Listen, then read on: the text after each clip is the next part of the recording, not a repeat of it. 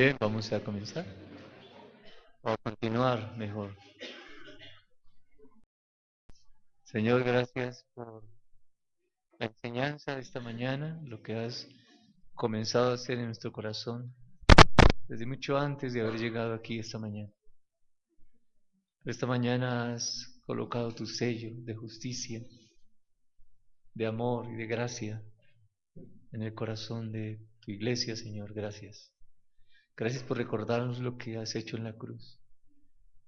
Cada día se nos olvida, Señor. Cada día olvidamos la obra preciosa en la cruz, Señor. Necesitamos refrescar nuestro corazón, Señor, porque cuando lo olvidamos, vamos secándonos, vamos teniendo una inmensa sed y no de tu palabra, sino de las cosas del mundo, Señor. Y éstas nos afligen, y se vuelve un círculo vicioso. Pero gracias por llegar esta mañana, justo a tiempo, Señor, para darnos a beber de tu agua, como siervos que buscan el agua, Señor, esta mañana. Estamos sedientos también para entender el mensaje, lo que hoy tiene para nosotros, Señor. Queremos recibirlo y abrimos nuestro corazón primero al reconocimiento de nuestro pecado delante de ti, Señor. Y darte gracias por la salvación que nos has dado, Señor. Amén. Vamos a ir a la escritura o a continuar.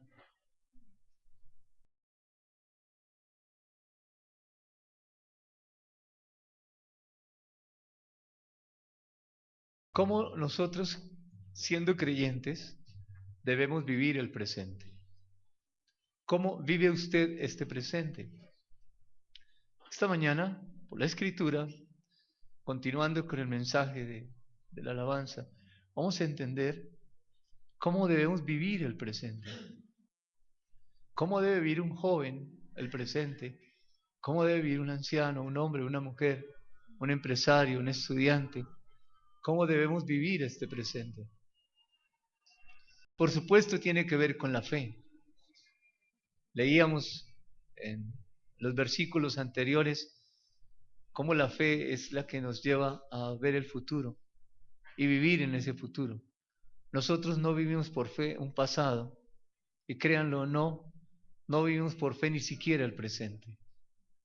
Nosotros como creyentes debemos aprender esta mañana que estamos en un presente, pero estamos viviendo un futuro.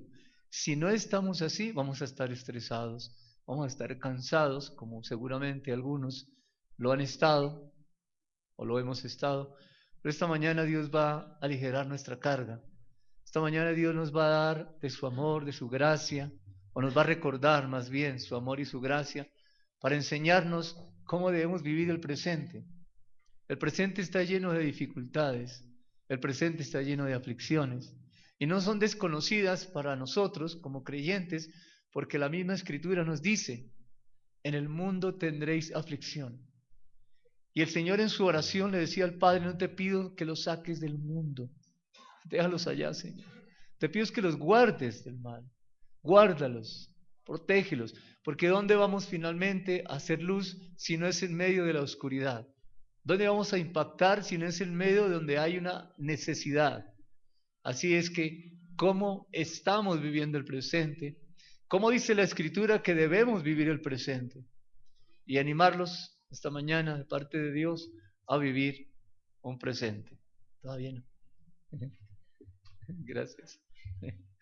Bien, necesariamente tengo que ir a Génesis.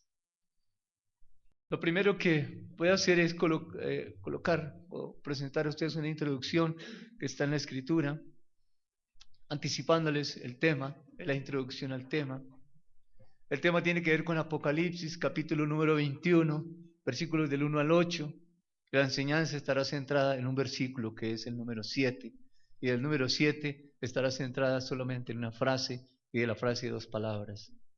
Y esas 2 palabras nos van a conmover, esas 2 palabras nos van a abrir un espacio, nos van a abrir un camino. Dios nos va a iluminar a través de esas 2 palabras. Así es que hemos orado para tener el entendimiento esta mañana de comprender la verdad de Dios, la verdad presente, la verdad para este tiempo.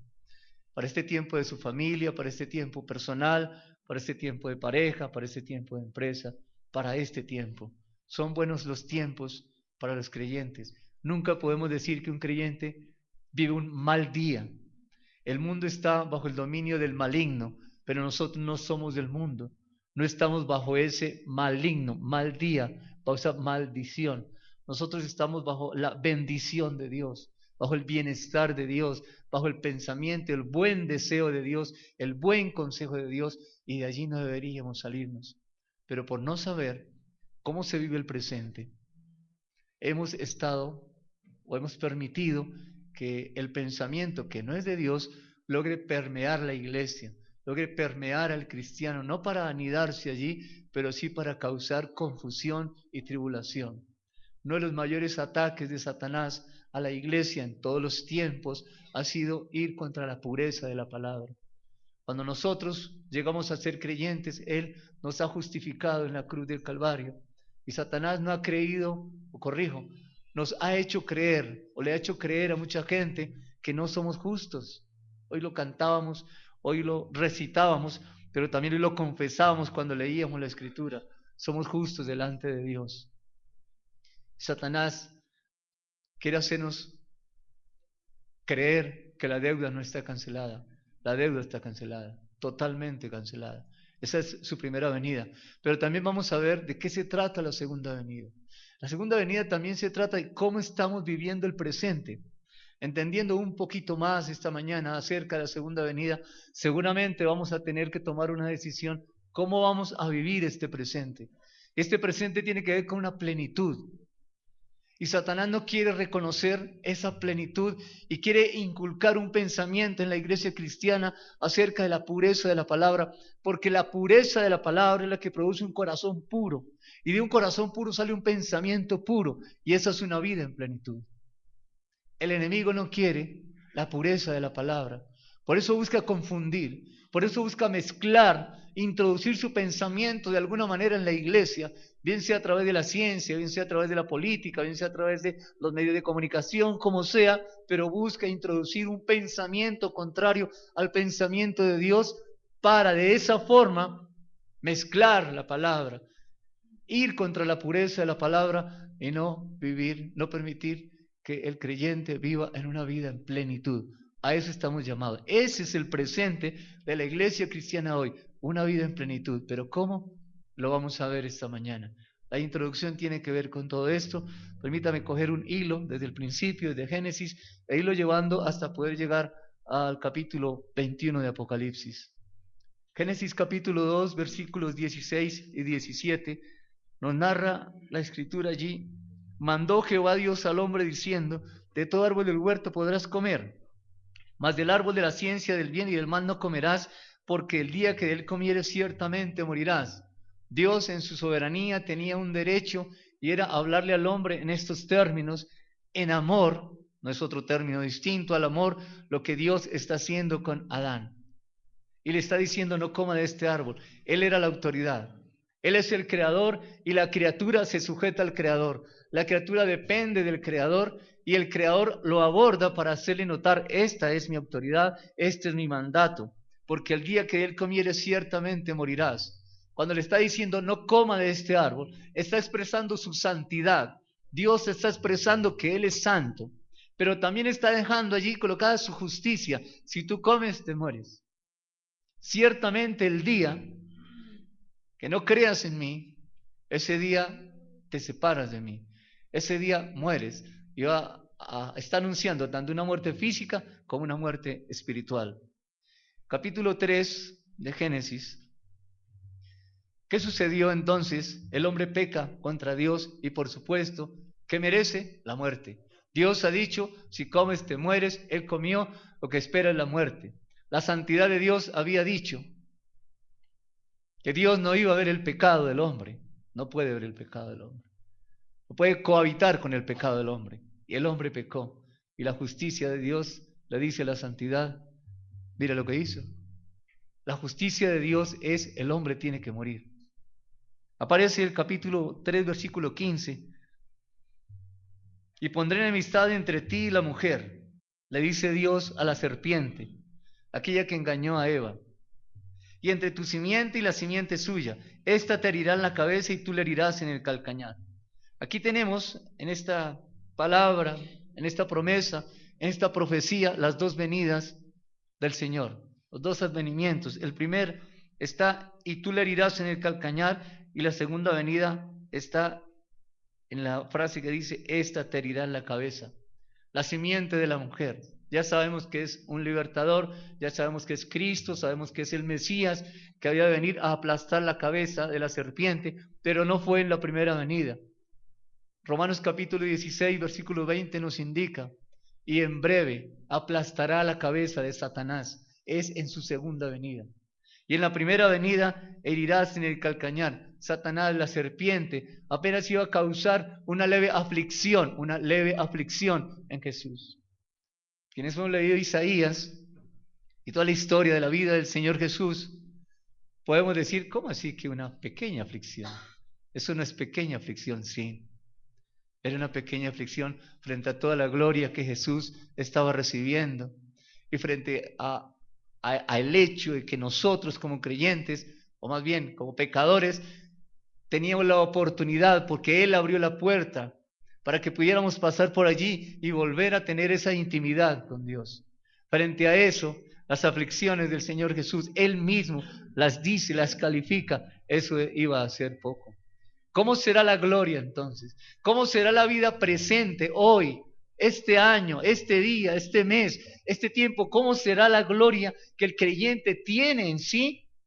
Que frente al hecho de ir Jesús a la cruz y todas las aflicciones y el sacrificio y cómo lo juzgaron y cómo lo vituperaron y todo lo que le hicieron como ser humano, a él no era nada.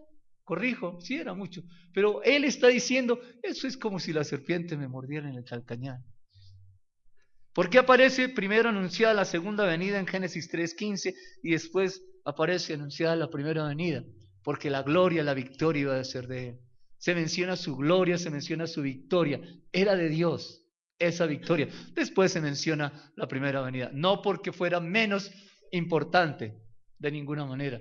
Pero al final se está resaltando, exaltando el triunfo, la gloria de Dios, en lo que se está haciendo.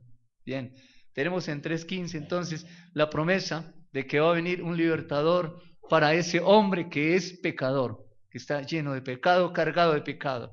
El versículo 20 del capítulo 3 dice la escritura, y llamó a Adán el nombre de su mujer Eva, por cuanto ella era madre de todos los vivientes. Aquí tenemos a Adán otra vez, de nuevo, recuperando, retomando esa autoridad que tenía antes. En el capítulo 2, Dios le ha dicho a Adán, colócale nombre a los animales. Y Adán, en un gesto de autoridad, mostrándonos la intimidad que tenía con Dios y la unidad de pensamiento que había entre Adán y Dios, Adán le coloca nombre a los animales, ejerciendo la autoridad. Dios le había dicho señoread sobre la creación y Adán lo está haciendo. Está ejerciendo la autoridad que Dios le ha participado sobre la creación y coloca nombre a los animales. Pero cuando está frente a la serpiente, cuando está escuchando a la serpiente lo que le dice a Eva, Adán no hace nada. Allí viene lo que hemos llamado la incredulidad del hombre, el pecado del hombre, o la caída, como algunos han mencionado, la caída del hombre. Es el pecado del hombre. Y aquí en este versículo 20, después del versículo 15, cuando Dios anuncia en el juicio a la serpiente, dice el Señor, viene un libertador.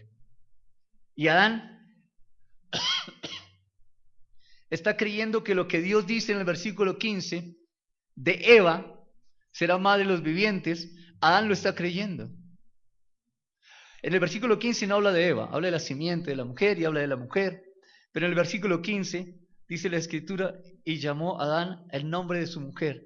Esa mujer a la cual el versículo 15 se refiere, le dice, la llamó Eva, que es madre de los vivientes. ¿Quiénes iban a ser los vivientes? ¿Quiénes iban a tener vida espiritual? Aquellos que creyeran en Jesucristo, en el Mesías, en el Salvador. Y Él está diciendo, aquí está esta mujer, que a partir de esta mujer viene la descendencia del Señor Jesús. Pues encontramos a un hombre expresando fe, creyendo lo que dice Dios en el versículo número 15. Adán lo ha entendido, Adán lo ha creído, Adán lo ha expresado, lo ha manifestado y comienza entonces a vivir de otra forma. Creyó a una promesa de Dios, una palabra de Dios. Él creyó que la promesa de Dios se iba a cumplir y por eso tomó posesión de esa promesa, vivió sobre esa promesa y el versículo 20 dice, corrijo el 21, y Jehová Dios hizo al hombre y a su mujer túnicas de pieles y los vistió. Primero fue la fe. Adán creyó. Como Adán creyó, entonces lo vistió. Si quiere, apréndaselo así. Como Adán creyó, entonces lo vistió. En Romanos dice de otra forma. Primero la fe, después la justificación. Somos justificados por la fe. ¿Qué quiere decir? Que Dios le hizo al hombre y a su mujer túnicas de pieles y los vistió. Él es el que ha tomado la decisión de hacerlo. No fue el hombre el que se vistió. No hay un acto creador del hombre. El hombre no ha tomado la iniciativa aquí, para nada. Dios ha anunciado la venida de un libertador. El hombre ha respondido con fe a esa promesa de Dios y ahora Dios toma la iniciativa y lo viste. Para eso tiene que haber el sacrificio de un animal para que pueda haber una piel de la cual elaborar un vestido y vestir a Adán y a Eva. El versículo 20 el versículo 20 hace visible la justicia de Dios. El versículo 20 hace visible el versículo 15. El versículo 20 es la parte visible del 15. Y en el 20 Dios está diciendo, en el 21, corrijo, en el 21 Dios le está diciendo a Adán y Eva, esta es la manera como ustedes y yo nos podemos relacionar a partir de ahora. ¿Adán todavía tenía ese pecado? Sí, claro que sí. Dios es un Dios justo. Y en su justicia Dios ha tomado el animal, ha habido un sacrificio, un derramamiento de sangre en la justicia de Dios, ha tomado esa piel y en su justicia ha elaborado, Él dice la Escritura, los vistió. ¿Quién hizo el vestido a Adán y Eva? Dios mismo. Aquí no hay participación humana, no hay participación del hombre. Es Dios el que hace absolutamente todo esto. Y Jehová Dios hizo al hombre y a su mujer túnicas de pieles y los vistió. Al sacrificar el animal, al haber sangre, al haber muerte, la justicia de Dios se hace visible en este momento. Bien. Segunda de Corintios capítulo 5. Segunda de Corintios capítulo número 5.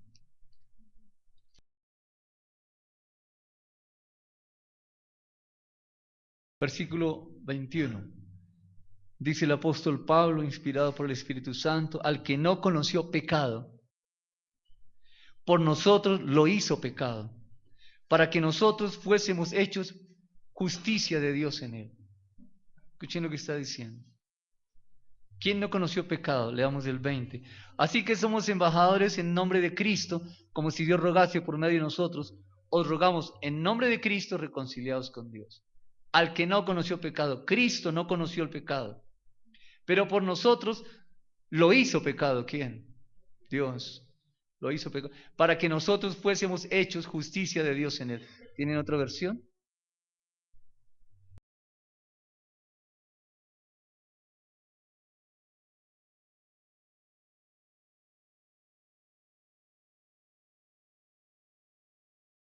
Muy bien.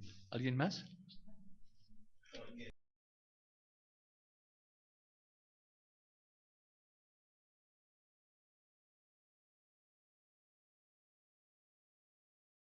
Increíble. Dice en esta versión, pues Dios hizo que Cristo, quien nunca pecó, fuera la ofrenda por nuestro pecado, para que nosotros pudiéramos estar en una relación correcta con Dios por medio de Cristo. Esa es la justicia de Dios. Eso fue lo que Dios hizo. Bien, pero ¿cómo lo hizo?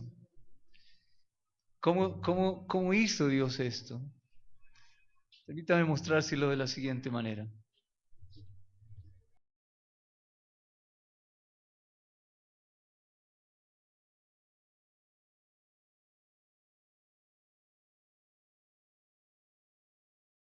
Aquí tenemos a un hombre, después de Génesis capítulo 2, es decir, el 3. A partir de ahí el hombre está cargado de pecado. No quiere decir que el negro sea pecado, que represente el pecado. Quiero hacerlo solamente notorio, no más. Negro sea pecado. Sí, me refiero al esposo. Ah, hola, mi negro. Bien, aquí está, y aquí está Dios. Aquí está Cristo. Escuchen, aquí está Cristo. Y aquí está este hombre cargado de pecado. Pero Dios, en la persona de su Hijo, viene y para estar en este mundo tiene que hacer algo. Y es despojarse, desprenderse de... Bien, Él se desprende de su divinidad y se hace como los hombres. Tiene un cuerpo de hombre también y sufre tentaciones también. ¿Y tiene pecado? No. ¿Debilidades? ¿Sí? ¿Cuáles? Muy bien, muy bien. Cansancio, muy bien. Hambre, y tuvo hambre y quiso comer. Bien. Aquí hay un hombre y aquí hay otro hombre, pero este es un hombre cargado de pecado. ¿Sabe lo que hace Dios? Dios el Padre envió a su Hijo y el Hijo voluntariamente, no fue obligado, voluntariamente por amor. ¿A quién? Por amor a su Padre, Él se coloca aquí. Y cuando la Escritura habla del pecado del hombre, lo que hace Jesús es recibir todo esto. Este es el pecado suyo y el mío. Este es el pecado de la humanidad. Entonces, y el hombre está separado de Dios. En esta condición está separado de Dios. Y lo que hace es esto, recibir todo el pecado de la humanidad. Aquí queda. ¿Cómo ve Dios ahora a Cristo aquí? ¿Justo? ¿Qué hay allí? ¿Justicia? ¿Qué está viendo Dios aquí? ¿Qué ve en Cristo? ¿Cómo lo ve? Cargado de pecado. Por eso él dijo, Padre, ¿por qué me has abandonado? Él le hubiera podido contestar porque estás cargado de pecado. No lo iba a hacer así, no lo iba a hacer así. Y entonces aquí tenemos un hombre. ¿Cómo quedó este hombre? Limpio. Fíjense que lo que sucedió aquí fue una transferencia. Bien. Vayan a Levítico, por favor, capítulo 16.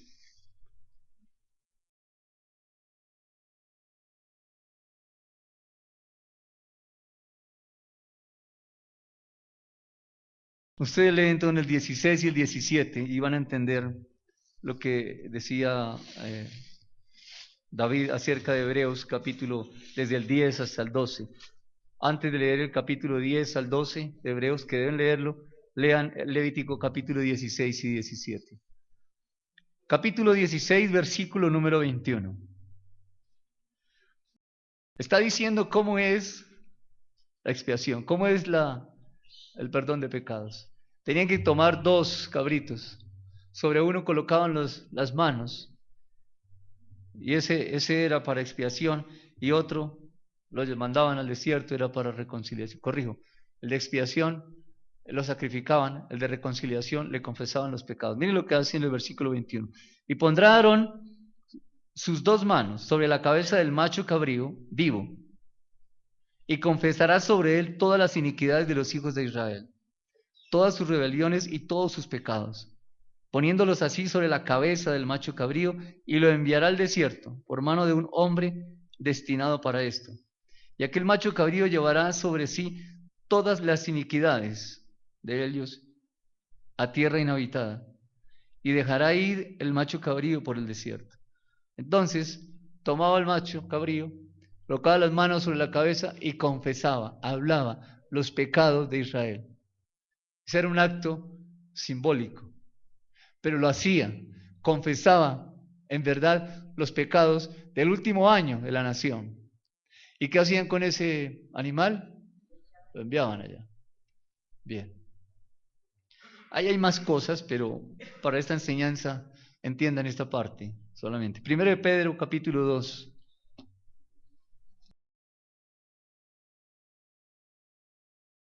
versículo 24.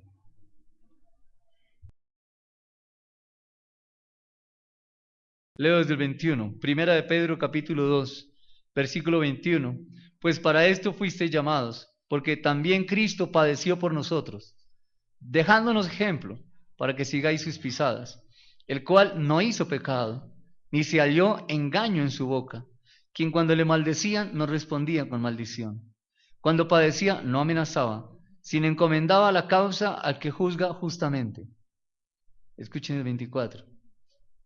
Quien llevó él mismo nuestros pecados en su cuerpo sobre el madero, para que nosotros, estando muertos al pecado, a los pecados, vivamos a la justicia, y por cuya herida fuisteis sanados.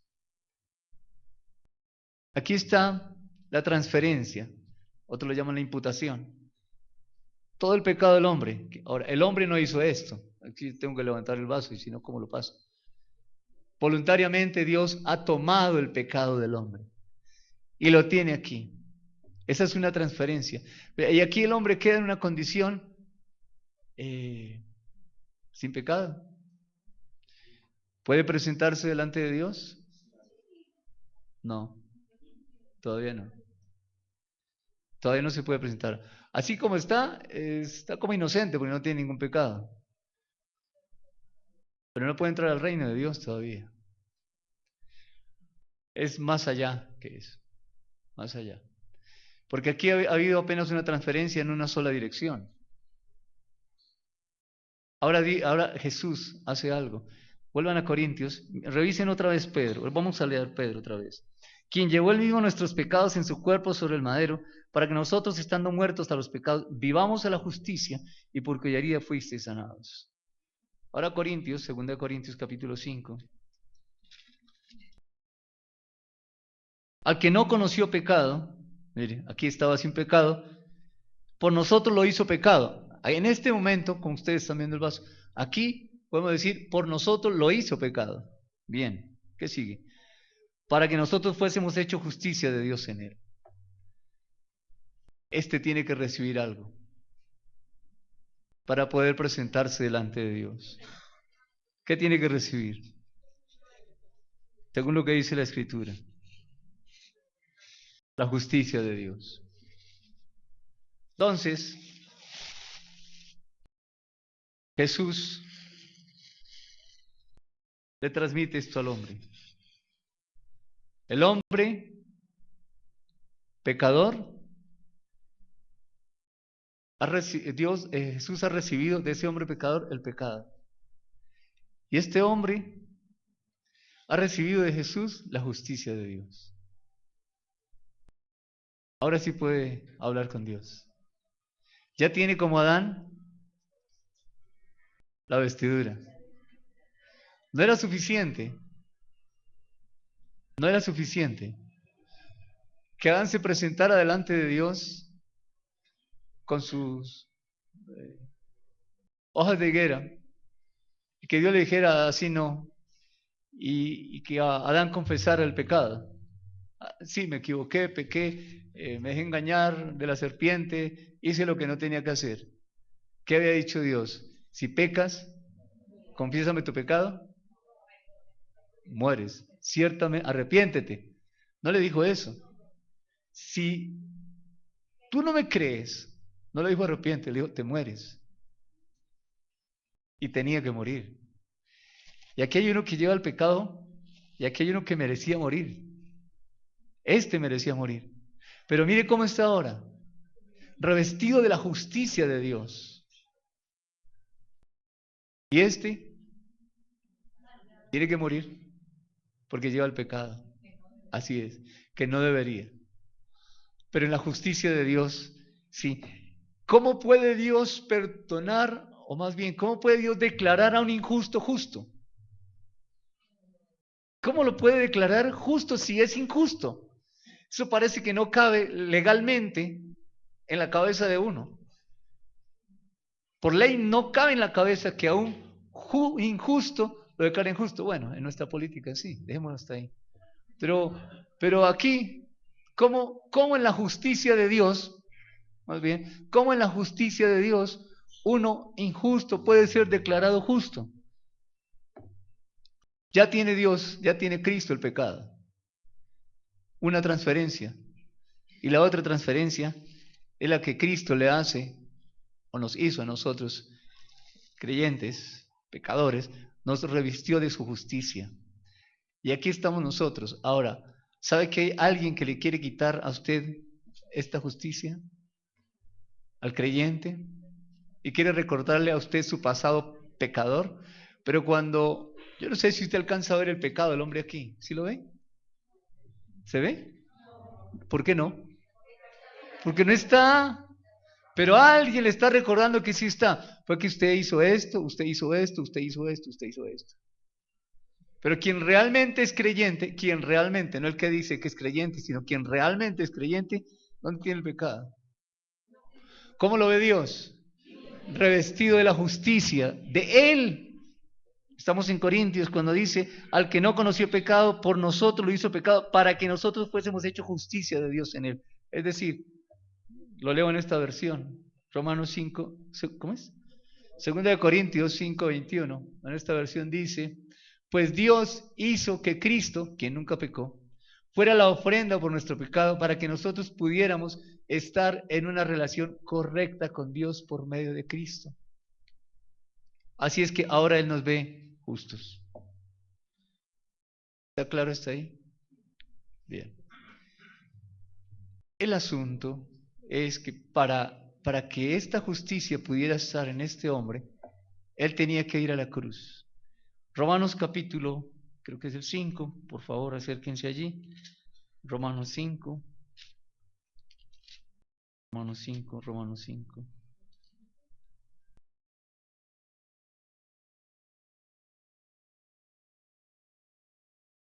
Romanos 3. Romanos capítulo 3. Versículo 21. Pero ahora, aparte de la ley, se ha manifestado la justicia de Dios testificada por la ley y los profetas. Versículo 22. La justicia de Dios por medio de la fe en Jesucristo. Para todos los que creen en Él, porque no hay diferencia, por cuanto todos pecaron y están destituidos de la gloria de Dios. Vuelvo a repetir el 22. Para todos los que creen en Él. Y la primera parte del versículo dice, la justicia de Dios por medio de la fe en Jesucristo. Versículo 25 del capítulo 4 de Romanos. Vamos a unir los dos versículos. El cual, hablando de Cristo Jesús, fue entregado por nuestras transgresiones y resucitado para nuestra justificación. Romanos capítulo 4, versículo 25. ¿Sí? Romanos 4, 25.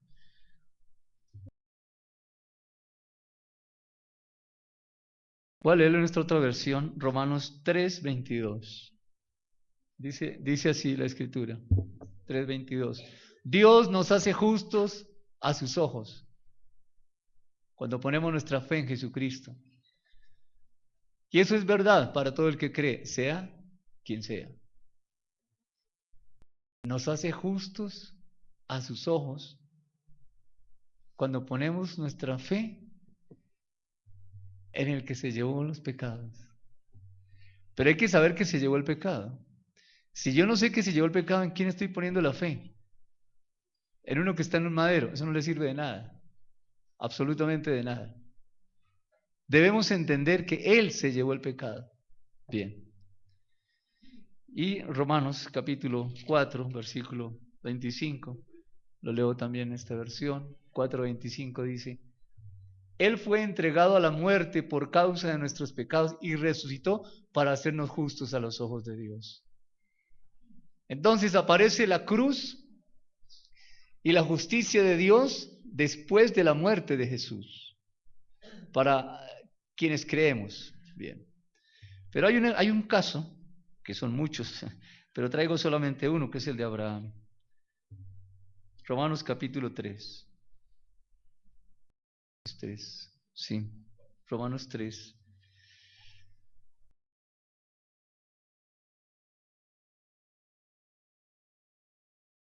Romanos 4, sí, gracias. Romanos 4. Ya leí el 3. Romanos 4. Ya vimos en el versículo 3 que la justicia de Dios es por medio de la fe en Jesucristo.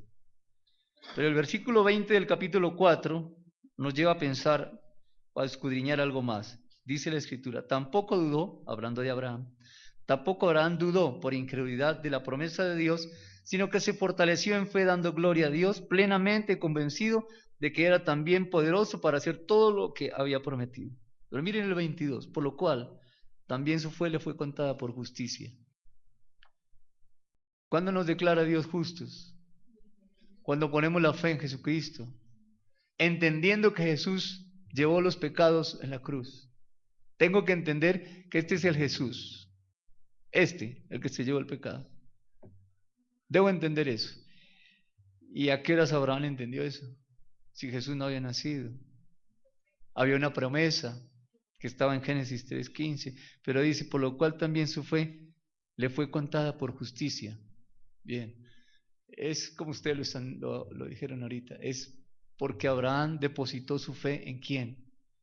¿En qué? Génesis 3:15, en la promesa de un libertador, pero el libertador todavía no estaba. Pero bien, ¿cómo veía Dios ese libertador? Desde antes de la fundación del mundo, para quien no lo sabe, Primera de Pedro capítulo 1, Primera de Pedro capítulo 1,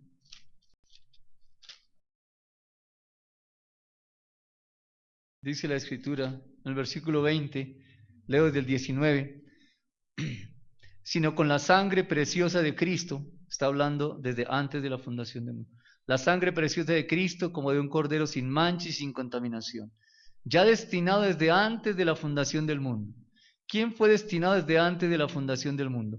El cordero, sin mancha y sin contaminación. Y cuando hable la sangre preciosa de Cristo, se refiere a ese cordero. Ya destinado desde antes de la fundación del mundo, pero manifestado en los posteriores tiempos por amor de vosotros. Bien. Abraham está creyendo en una promesa de Dios. Y las promesas de Dios se cumplen. Luego, Abraham, ¿cómo está viviendo? Justificado. ¿Justificado en qué? ¿Cuál es el presente de Abraham? El presente de Abraham es la fe. Es creer que lo que Dios dijo se va a cumplir. Esa es su fe. Lo que Dios dijo se cumple. Y solamente por creer en algo que no ha visto todavía, pero en algo que Dios dijo, y porque él conoce a Dios y sabe que lo que Dios dice se cumple, sabe que sus promesas son ciertas, por creer en eso, era justificado. Es decir, el presente de Abraham, ¿cuál es? En ese tiempo. Su presente está enmarcado dentro de una promesa que es hacia el futuro. Eso es una locura. Pero esa es la realidad de la vida cristiana. Nosotros no andamos por vista, andamos por fe. ¿Cómo anda usted por fe? Si está viendo las cosas allí, ¿cómo anda por fe? No está andando por fe. Las promesas de Dios siempre van un paso adelante y nosotros creemos en las promesas de Dios. Bien, ¿cómo fue justificado? Su fe le fue contada por justicia. ¿Por qué? Por creer en la promesa de Dios. Mire, creer en la promesa, esas promesas que son para el futuro, me lleva a vivir el presente. Ese es nuestro tema esta mañana. ¿Cómo estamos viviendo el presente? Dependiendo del salario que llega cada 15 días o cada mes, dependiendo de la pensión, dependiendo de si hoy llueve o no llueve, de qué estamos dependiendo, del gobierno, político que suba, el político de turno que nos puede pavimentar la calle o que nos puede dar unos planes mejores para adquirir vivienda. ¿Cuál es nuestro presente? Nuestro presente no puede estar lleno de circunstancias presentes. Eso le sucedió a los 10 espías. Vieron las circunstancias presentes y ¿qué sucedió? No entraron a la tierra prometida. Pero hubo 2 que no se enfocaron en las circunstancias presentes, sino que se apoyaron en la promesa de Dios que había dicho, esa tierra les pertenece, esa tierra es de ustedes, la tierra prometida. Y Josué y Caleb dijeron, sí se puede. No se llenaron de circunstancias, aunque las vieron, pero no dejaron permear su fe. Y ellos vivieron un presente pensando en un futuro, y por eso entraron en la tierra prometida. Quien vive, quienes vivimos, el presente, pensando en la promesa futura, caminamos en seguridad y en confianza. ¿Sabe por qué los discípulos, aquellos que están en Hechos de los Apóstoles, tenían tanta convicción? Porque ellos caminaban mirando adelante. Ellos estaban mirando ya no la promesa que se había cumplido el Mesías en la cruz, ni la resurrección. Ellos estaban mirando la segunda venida. Y al mirar la segunda venida algo pasaba. Vamos a revisar esa parte ahorita. Bien. Quiero repasar nuevamente esto para que quede muy claro. No hay justificación si no hay justicia de Dios sobre el hombre. No es solamente decir que Él se llevó mi pecado. Sabe que algunas personas, cuando oran, le piden perdón a Dios y Señor, perdóname porque he hecho esto y he hecho esto y he hecho esto y eso no le sirve de nada. La Biblia no dice que pida perdón. Solamente hay un pasaje cuando el Señor Jesús dice, y cuando oren, digan perdón a nuestras ofensas. Solamente ese pasaje, pero el contexto es otro.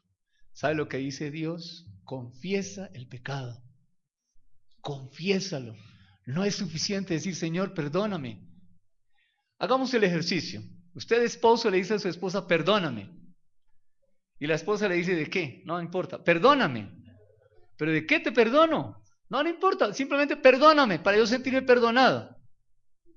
Y ella no sabe qué está pasando. Fue que te dije mentira. Ah, eso es otra cosa. ¿Qué está haciendo allí? Confesando su pecado. Perdóname, te mentí. Ese es confesar. Primera de Juan dice, confiese el pecado. Si confieso el pecado, me siento perdonado.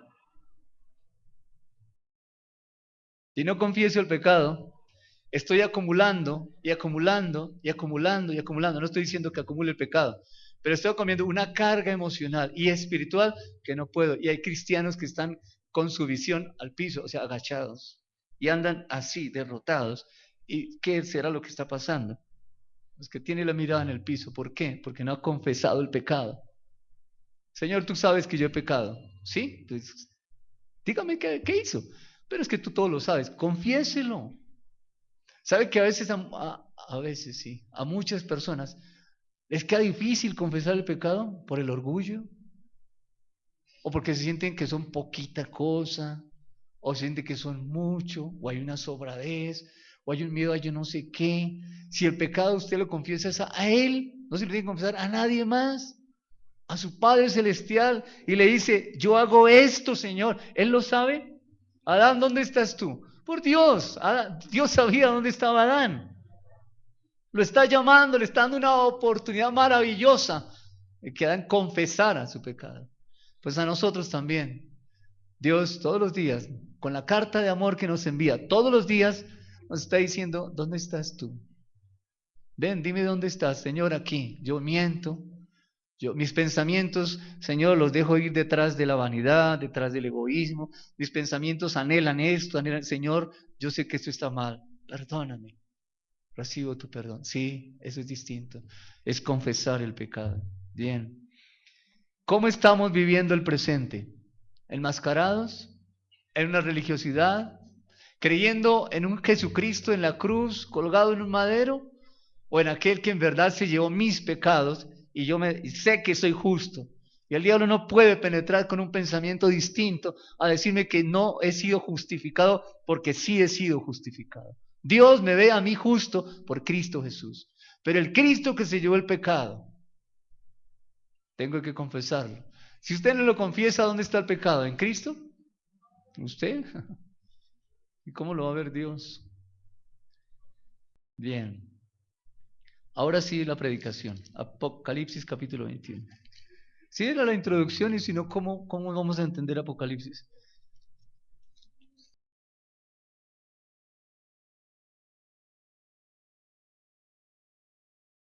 Parece que con David nos hubiéramos puesto de acuerdo en el mensaje, ¿no? Voy a mandarlo por plagio. ¿Ah? ¿Qué?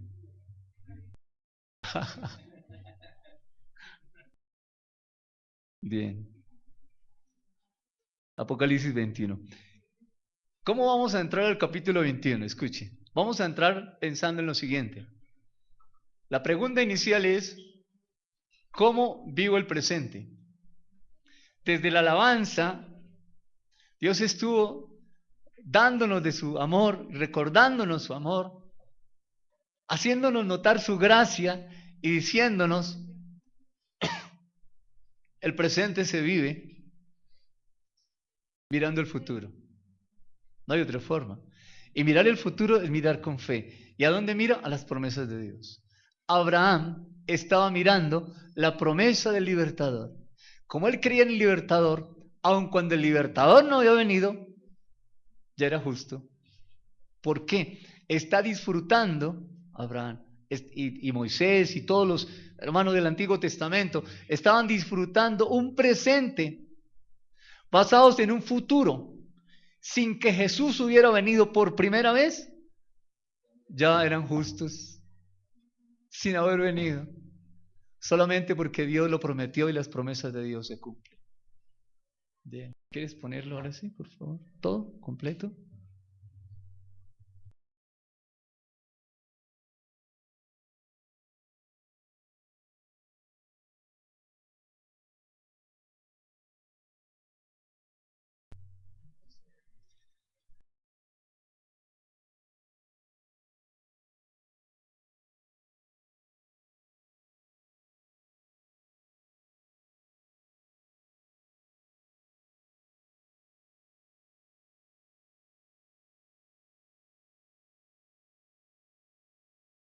Gracias.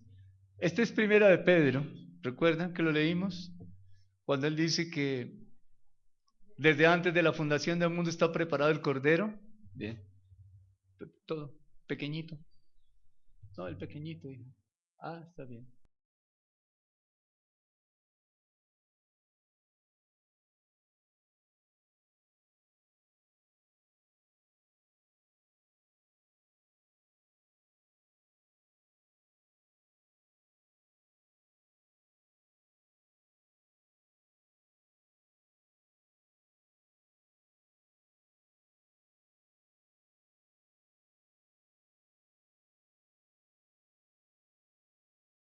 ¿Puedo agrandar?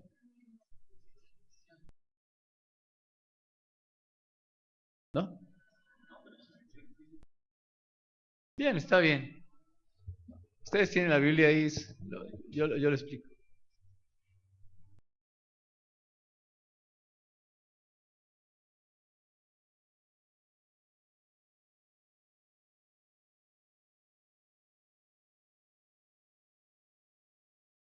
Deja la anterior, David. ¿Ustedes ven allá? ¿Sí?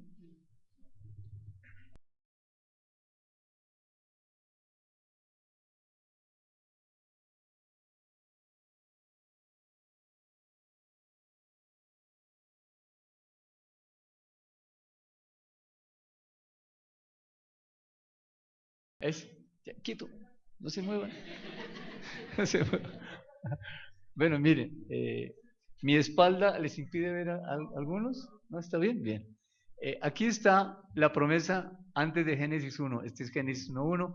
Aquí está la promesa de que un día eh, el Cordero iba a venir. Bien.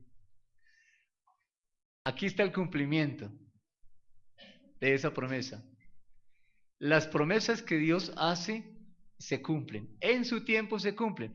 Aquí está Génesis 1:1, aquí comienza, aquí miren, aquí comienza Génesis 1:1, hasta aquí está Génesis 3:15, aquí está la promesa, aquí está cuando Dios ha justificado a Adán, ha cogido el corderito, bueno, el animalito, lo ha, lo ha sacrificado, y aquí cuando Adán ha creído en lo que Dios ha dicho de miren bien, este está anunciado aquí, anunciado aquí, visible aquí.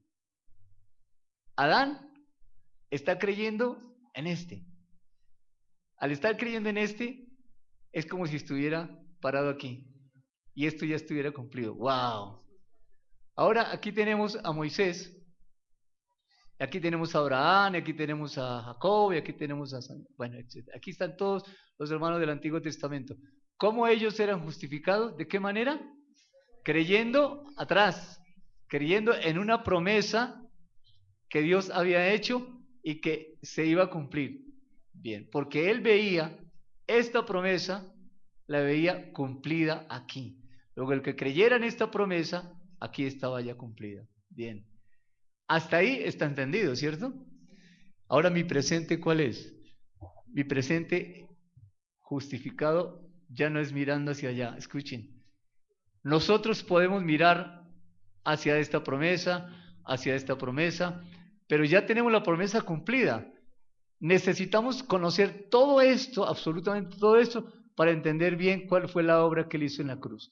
Esta mañana desde la alabanza hemos visto desde aquí y hemos llegado hasta aquí y aquí el Señor nos ha justificado. Hoy estamos aquí, perdón, aquí está Hechos de los Apóstoles. ¿En qué creían ellos? En esta promesa.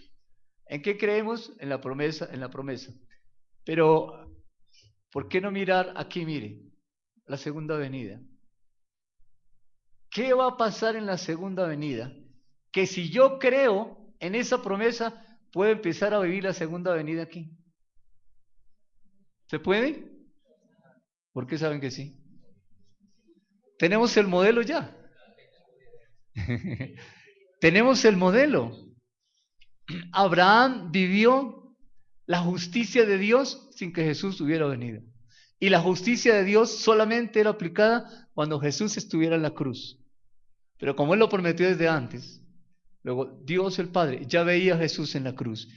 Y creyendo, Abraham y Moisés y los del Antiguo Testamento en esa promesa eran justificados sin que Jesús hubiera venido. Pues bien, nosotros hoy podemos vivir algo, ya vamos a ver qué. Podemos vivir este presente creyendo en una promesa futura. ¿Cuál es? La segunda venida. Pero ¿y qué de la segunda venida? Eso es lo que vamos a ver ahorita, esta mañana. Bien. Apocalipsis capítulo 21.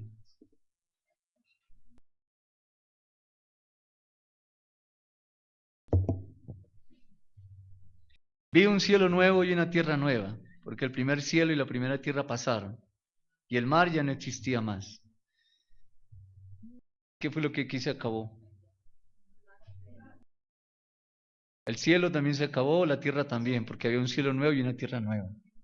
Versículo 2, y el mar. Y yo, Juan, vi la santa ciudad, la nueva Jerusalén. Hay una nueva Jerusalén, descender del cielo de Dios, dispuesta como una esposa ataviada para su marido. Y oí una gran voz del cielo que decía, perdón, he aquí el tabernáculo de Dios con los hombres, y Él morará con ellos, y ellos serán su pueblo, y Dios mismo estará con ellos como su Dios. Desciende la Jerusalén, en la segunda venida de Cristo. Versículo 4, enjugará Dios toda lágrima de los ojos de ellos, y ya no habrá muerte, ni habrá más llanto, ni clamor, ni dolor, porque las primeras cosas pasaron. Amén. Y el que estaba sentado en el trono dijo, he aquí, yo hago nuevas todas las cosas. Esto ya está escrito en Isaías, desde hace mucho tiempo. Yo hago nuevas todas las cosas. Si ustedes dejan pasar estas cosas, ¿cómo van a vivir lo nuevo? Si están pendientes de lo viejo. Hay que ver lo nuevo. ¿Qué es lo nuevo? No es el presente lo nuevo. Repito el 5. He aquí yo hago nuevas todas las cosas. Y me dijo, escribe. Lo que va a decir ahorita Juan es presente ya. Y es para nosotros. Porque estas palabras son fieles y verdaderas. Vamos a ver qué dijo. Y me dijo, hecho está. Yo soy el alfa y la omega, el principio y el fin. Al que tuviere sed, yo le daré gratuitamente de la fuente del agua de la vida. Versículo 7, el que venciere heredará todas las cosas y yo seré su Dios y él será mi pueblo. Corrijo, y él será mi hijo. Pero los cobardes e incrédulos, los abominables y homicidas, los fornicarios y hechiceros, los idólatras y todos los mentirosos tendrán su parte en el lago que arde con fuego y azufre, que es la muerte segunda. Versículo 7, quiero explicar el versículo 7. El que venciere heredará todas las cosas y yo seré su Dios y él será mi hijo. Quiero explicar. vencer y heredar. El que vence, hereda. Toda la predicación es para estas dos palabras. Porque esta es una promesa de Dios. Es una promesa que está en el capítulo 21. El capítulo 21 y el capítulo 22 es el milenio. Ya es la segunda venida de Cristo. Ya estamos viviendo en ese milenio. Ya estamos allá. Y ha hecho una promesa y la deja escrita para este tiempo. En este tiempo podemos vivir como si ya estuviéramos en el milenio. ¡Wow!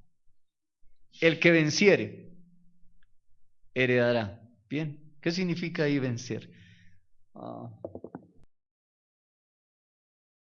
Vencer es sujetar a autoridad.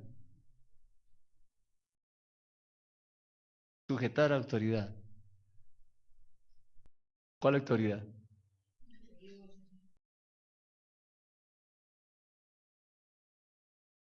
Es ejercer la autoridad de Dios a la manera de Dios. Es decir, como Jesús lo hizo. ¿Cómo lo hizo Jesús? Con la pureza de la palabra. La victoria de Jesús para nosotros, desde el punto de vista físico, como visible más bien, comienza en Mateo capítulo 4, comienza en la tentación en el desierto. Allí Satanás se presenta delante de Jesús. Y Jesús es tentado por el diablo. ¿Qué hizo Jesús? ¿A dónde lo llevó Jesús? Escrito está. Es decir, Dios dice, en pocas palabras, el pensamiento de Dios es este. No es su pensamiento, es el de Dios. Eso fue lo que no hizo Eva. Eso fue lo que no hizo Adán. Eso es lo que muchas veces nosotros no hacemos. Y empezamos a discutir y a tener una confrontación con la serpiente. Quiere atacar la pureza de la palabra. Así como, ya lo vimos, la justicia de Dios ha hecho que nosotros seamos justos por la obra de Cristo, pero alguien está interesado en no reconocer que la deuda que yo tenía de pecado ya fue cancelada, no quiere reconocerlo, y quiere hacerme entender, o hacerle entender aún al creyente que no ha sido perdonado, en este momento también. ¿Cómo es la vida del creyente hoy? ¿Cuál es el presente para nosotros hoy? Una vida en plenitud. ¿Por qué? Porque está prometida para el milenio. La vida en plenitud. Vedlo a Él como Él es. Eso es la plenitud. Ese es el todo para nosotros. Y lo podemos vivir en este tiempo. Y Satanás no quiere que eso sea así. ¿Por qué? O más bien, corrijo la expresión. ¿Qué es lo que está haciendo para que el creyente no pueda vivir el presente, el hoy, viendo el futuro, viendo la promesa de Dios? Está mezclando la palabra. Que no haya pureza en la palabra. Para que el hombre no viva en plenitud, hombre y mujer, niños y ancianos. No vivir este tiempo en plenitud. Los apóstoles, hablo de Hechos de los apóstoles en Hechos vivían en plenitud. Oh, en plenitud. Miren la plenitud. A ver, no vayan allá. Ya la han visto esta mañana. Solamente quiero recitarles algo como dice aquí. Miren la plenitud de ellos. Escuchen. Conquistaron reinos, hicieron justicia, alcanzaron promesas, taparon boca de leones, apagaron fuegos impetuosos, evitaron filo de espadas, sacaron fuerzas de debilidad y se hicieron fuertes en batalla, pusieron en fuga ejércitos extranjeros. Por Dios, eso es una plenitud total. Usted no quiere que le siga leyendo, ¿no? Pero dice, fueron apedreados y aserrados, experimentaron vituperios, azotes, prisiones, muertos a filo de espada, anduvieron de acá para allá cubiertos de pieles de ovejas y de cabras, pobres, angustiados y maltratados, de los cuales el mundo no era digno. Ellos vivían en plenitud, vituperados, maltratados, vivían en plenitud. La plenitud no tiene que ver con las circunstancias presentes. Si una persona está enfermo, tiene cáncer, tiene leucemia, yo no sé qué enfermedad grave haya, puede vivir en plenitud. Eso no le cabe a nadie en la cabeza, a menos que conozca la obra de Cristo en la cruz y sepa que hay una segunda venida que nos dice, podemos vivir en plenitud este tiempo. Los afanes de este siglo no son para nosotros. Confiad, yo he vencido al mundo. No había ido a la cruz. ¿O ya? No había ido a la cruz y él dijo, yo he vencido al mundo. La plenitud de la plenitud, si se me permite usar esa expresión, era Jesús. Él sabía de dónde venía y para dónde iba. Nosotros podemos, como Jesús, y no porque haya pretensión o haya orgullo, sino con humildad poder decir, nosotros hemos vencido al mundo. Él lo dijo, y lo dijo de nosotros también. Vosotros habéis vencido. ¿Dice en alguna parte? ¿Como en Primera de Juan? No, no dice así. ¿No es cierto? Sí. Bueno, ustedes lo leen. Primera de Juan está. ¿Cómo estamos viviendo el presente? ¿De qué forma vamos a vivir el presente? Bien, escuchen, estamos hablando en Apocalipsis, el que venciere, es decir, aquel que ejerza autoridad a la manera de Dios como lo hizo Jesús. Ese es el modelo correcto. ¿Cuál fue el modelo de Jesús? La palabra, una pureza en la palabra, una vida de comunión y oración, una vida de servicio, una vida de entrega. Ese es el modelo que tenemos de Jesús, basado en el amor. Un servicio como resultado del amor al Padre. No por una estrategia, no porque pobrecitos aquellos ayudémoslos, no fue por eso que Él lo hizo. Lo hizo por amor a su Padre. Las obras del hombre terminan en la cruz y en la cruz comienzan las obras de Dios para nosotros en este tiempo. Nosotros no servimos porque, bueno, nos toca servir. Lo hacemos por amor al Padre, por amor a Dios y porque Jesús nos señaló el camino del amor. El camino del amor va a la cruz, donde hemos sido justificados y nos ha dado la capacidad de poder presentarnos delante de Dios mañana. El que venciere heredará. ¿Qué significa heredar? Tengo una definición muy sencilla, me parece a mí, pero es así. Recibir por ley los bienes de una persona para que esos bienes y derechos no se extingan con la persona fallecida. ¿Estará bien así? Abogados. Repito, lo saqué de un diccionario de abogados. Recibir por ley los bienes de una persona, eso es heredar, para que esos bienes y derechos no se extingan con la persona fallecida. ¿Qué será lo que nosotros vamos a heredar? Pues aquello que Dios quiere que no se extinga. ¿Qué es lo que Dios quiere que no se extinga? Su pensamiento. ¿Cuál? Bien. ¿Qué es lo que debe permanecer generación tras generación? ¿Qué es lo que debe permanecer para que no se extinga? Él anunció en Génesis 1:28, fructificad y multiplicados. Después del diluvio, solamente quedó Adán, Noé, su esposa y sus hijos, 8 personas. Y apenas salen, Génesis capítulo 9, versículo 1, ¿qué les dice? Fructificad y multiplicados. Viene el Espíritu Santo. ¿Y qué es lo primero que dice?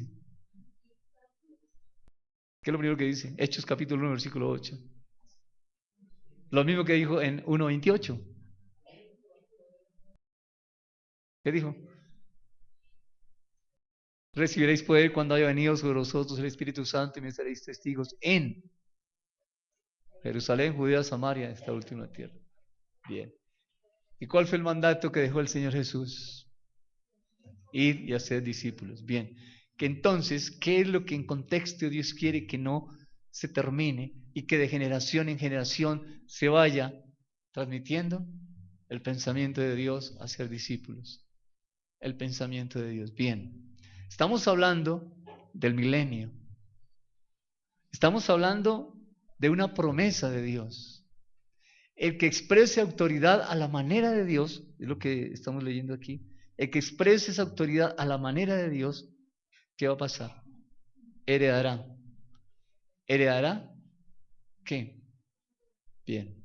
Todas las cosas. No voy a explicar todas las cosas, solamente el que venza, hereda. La promesa está para allá. Yo la tomo para acá. Porque es para nosotros. A los del milenio no les está diciendo el que venciere. Ellos ya pasaron. O nosotros ya habremos pasado. Allá no nos está haciendo la promesa. Eso que Él dice del milenio es para nosotros acá. Si hoy nosotros expresamos esa autoridad de Dios a la manera de Dios, podremos formar discípulos a la manera de Dios. Puros. con un mensaje sencillo, un mensaje puro, diáfano, transparente, sin quitarle y sin añadirle absolutamente nada. Pero ¿cuál es el presente para nosotros hoy? Es ese, expresar la autoridad de Dios como lo hizo Jesús. Es vivir como Jesús vivió, andar como Él anduvo. Eso consiste en pensar como pensaba, hablar como hablaba, hacer lo que Él hacía. Y eso solamente nos lleva a un solo punto: oración y comunión con Dios. Nosotros sí podemos vivir este tiempo. Bien. Llenar la tierra con el pensamiento de Dios, Génesis 1:28, pero también señorear en la vida y su ambiente natural. A eso estamos llamados a hacer en este tiempo. Si nosotros podemos hacer esto en este tiempo, estaremos disfrutando la vida en plenitud. Eso no quiere decir que no hayan dificultades, eso no quiere decir que no lo vayan a cerrar, que no lo vayan a colgar, que no lo vayan a matar, que no van a vituperar. Eso pasó con los de la primera venida, pero ellos estaban viendo la segunda. Nosotros hoy tenemos la hermosa posibilidad, el llamado de Dios a ver la segunda venida. Viendo la segunda venida, podemos vivir aquí lo que Él ha prometido para allá. Bien. Si yo creo en la promesa de Dios, podré vivir esa promesa en fe, aunque Jesús no haya venido por segunda vez. La imagen de Dios se desarrolla plenamente en el presente, creyendo en su promesa para el futuro. Repito, la imagen de Dios se desarrolla plenamente en el presente, creyendo en su promesa para el futuro. ¿Qué quiere decir que se desarrolla plenamente? Los dones del Espíritu Santo se van a manifestar de una manera sobrenatural. De hecho, teniendo el Espíritu Santo tenemos los dones. ¿Por qué no se manifiestan los dones? Porque las circunstancias del día a día nos han absorbido tanto que estamos tan metidos, pero tan metidos en el presente de las circunstancias que no nos han dejado ver el futuro para ahora sí en verdad vivir el presente. Tenemos dos formas de vivir el presente. O lo vimos rodeados de circunstancias y nos dejamos llevar por las circunstancias y trabajamos para vivir y vivimos para trabajar, o miramos el futuro. Y mirando el futuro tendremos la plena convicción para vivir plenamente en este tiempo. Es una plenitud no a la manera del hombre. No, no es una plenitud a la manera del hombre, es una plenitud de luz y es a la manera de Dios. Insisto, ¿cómo fue la vida de estos hombres de Hebreos capítulo 11? En plenitud, hijos, en plenitud.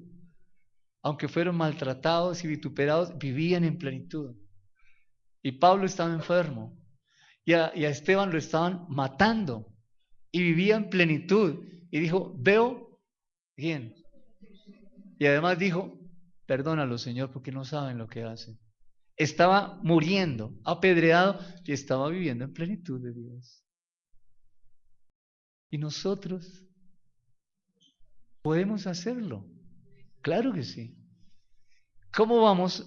Repito la pregunta del principio. ¿Cómo vamos a vivir el presente? ¿Cómo lo estamos viviendo? Creo que vale la pena reflexionar. ¿Cómo lo estamos viviendo para ver cómo lo vamos a vivir? Bien, termino diciendo esto. Aquí está la promesa de su segunda venida. Aquí está la pureza, primera de Juan. No lo leímos, pero ya lo habíamos leído en la alabanza. Mira lo que dice primera de Juan, capítulo 3. Versículo 3. Todo aquel que tiene esta esperanza en Él se purifica a sí mismo como Él es puro. Todo el que tiene la esperanza de esta venida, ¿cómo anda aquí? En pureza. ¿Por qué? Porque está creyendo en la promesa que viene. ¿Puede andar en pureza? Claro que sí. ¿Cómo amar la segunda venida si no sabemos bien la primera? Si no sabemos que somos justos, que Él nos ha justificado, que Él ha pagado un precio, que Él nos reconcilió. ¿Cómo vivimos la segunda? Si no hemos entendido la primera y amado la primera. Es que hay que entenderla y amar la primera venida. Después de la alabanza, los coros que cantamos y la enseñanza, poder entender que soy justo, que a pesar de lo que hice en el pasado soy justo y a pesar de aún del presente, porque algunos cristianos están viviendo un presente a la manera de Dios, han sido permeados por pensamientos del mundo y se han dejado llevar un tiempo del mundo, pero los brazos de Dios están abiertos para decir en este tiempo, Señor, me arrepiento. Mi pecado es este y lo confieso al Padre o lo confieso al Hijo. Confiéseselo a Dios. Confesemos el pecado a Dios y entonces podremos estar viviendo este presente. Dejen los miedos, dejemos la vanagloria, dejemos la sobradez, dejemos el creernos más que otros, que la doctrina que tenemos es lo mejor de lo mejor. Sí es lo mejor, pero no somos los únicos, hermanos. La semana pasada, un día de la semana, escuché un programa en BBN en la mañana temprano. Iba a hablar de Génesis y, y yo pensé, dije, bueno, pero yo ya sé Génesis, capítulo 3. Ese fue otro puntico ahí como de sobra, es mío, pero Dios le salió al encuentro rápidamente antes de que pecara, hermanos. Y dije, voy a escuchar porque algo nuevo tendrá que enseñarme Dios aquí también. Y empecé a escuchar Génesis capítulo 3 y vi algo que no había visto. Él lo dijo en unas palabras y dije, wow, claro, yo no había visto esto, Señor, gracias. Escuché el siguiente y el siguiente día. El siguiente día fue extraordinario. Él dijo, le quedaba Génesis 3:15 y le quedaban 5 minutos de programa. Y volví a pensar, dije, vamos a ver, en 5 minutos, ¿qué va a enseñar de Génesis 3:15? Eh, para sorpresa mía, dijo, bueno, y mañana continuamos. Sí, Dios me cayó la boca. Como tan sobrado, ¿no? Como diciendo, es que yo sé que puedo enseñar en 5 minutos. Al día siguiente empezó con Génesis 3:15. ¿Sabe lo primero que dice? En Génesis 3:15 se anuncian las dos venidas del Señor. ¡Guau! Dije yo, lo mismo. Dije, ¡guau! ¿Cómo así? Rápidamente, yo tenía la Biblia cerca de la estufa para copiar algunas cosas. Dije, voy a traer papel y lápiz porque esto hay que registrarlo. Usó los mismos versículos que habíamos hablado aquí, Romanos, Hebreos, y otros versículos, los mismos. Los usó. Y Dios me enseñó, no son ustedes, es la iglesia. Ustedes no son la iglesia, ustedes son parte del cuerpo. Y yo le estoy enseñando al cuerpo. Yo decía, este programa está grabado ¿desde cuánto hace, Dios mío? Desde años está grabado ese programa. Luego muchos saben eso. Dios enseñando, pero también Dios alentando mi fe. Uno de las, no sé cómo decirlo, los temores míos humanamente no es llegar a enseñar algo que es equivocado. Eso me angustia, me da mucho temor pararme aquí y enseñar una cosa que no es, que está equivocado. Y Dios, conociendo mi corazón, puso ese programa para decirme, ahí va, tranquilo, hágale. Así es que, ¿cómo vamos? Vuelvo a la predicación. ¿Cómo vamos a vivir el presente, hijos? Mirando el futuro, mirando hacia allá, viviendo el presente rodeado de personas que tienen inmensa necesidad de conocer el Evangelio, que tienen una abierta una puerta para el servicio. El servicio, repito lo que he dicho muchas veces, el servicio es un lubricante para el amor, para que el amor de Dios penetre al corazón de las personas. El servicio. Tenemos que servir, sí, pero a la manera de Dios, sí, pero debemos hacerlo. Bien. ¿Alguien quiere aportar brevemente algo? Hermana novia.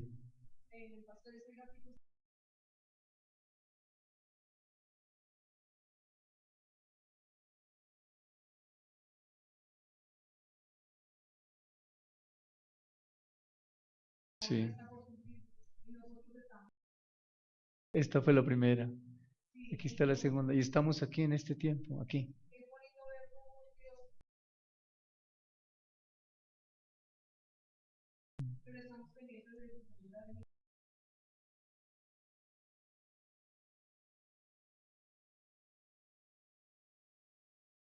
La cruz me reviste para poder entender la promesa que viene y poderla vivir. Si no tengo entendido la cruz, ¿cómo vivo la promesa? Así quiero vivirla.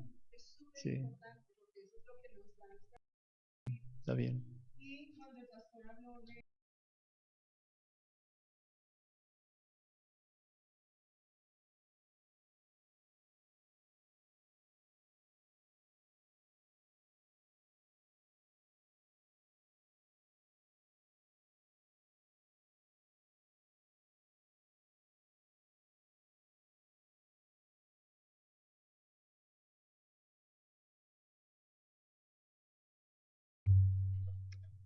Bien. ¿Alguien más quiere aportar algo? Feliz.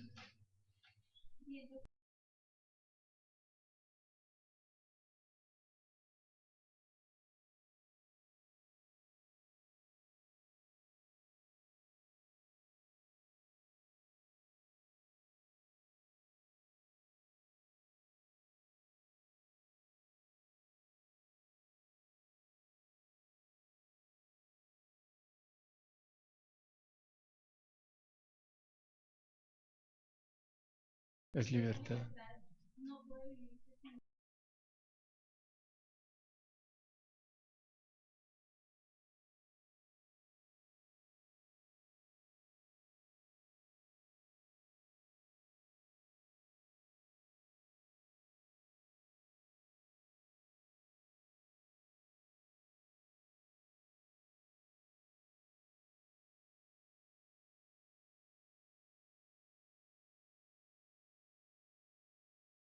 Bien, gracias.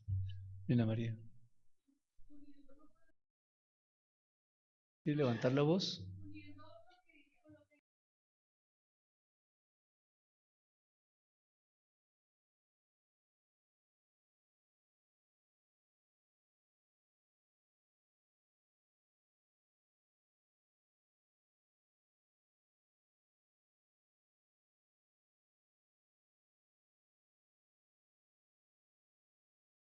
¿Alguien más? ¿Oramos?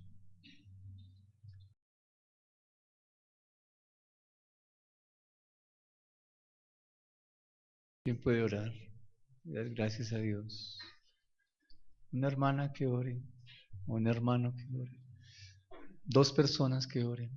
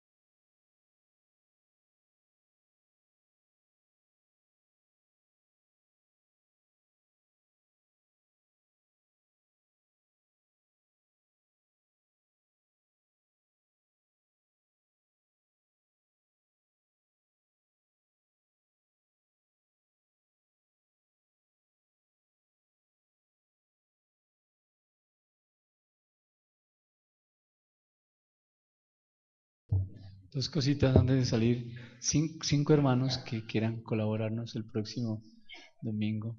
Hermana. Está bien. Tres. Carolina, te me olvida tu nombre. Sí, tu nombre, Simón. Damaris, Orlando, Zamora, Carolina, ¿quién más? ¿Quién más? Ligia, la hermana Ligia. Cuatro, falta una persona. Y Aníbal. Gracias. Cinco, para que bajen. ¿Alguien necesita un sobre? Que por favor levante su mano.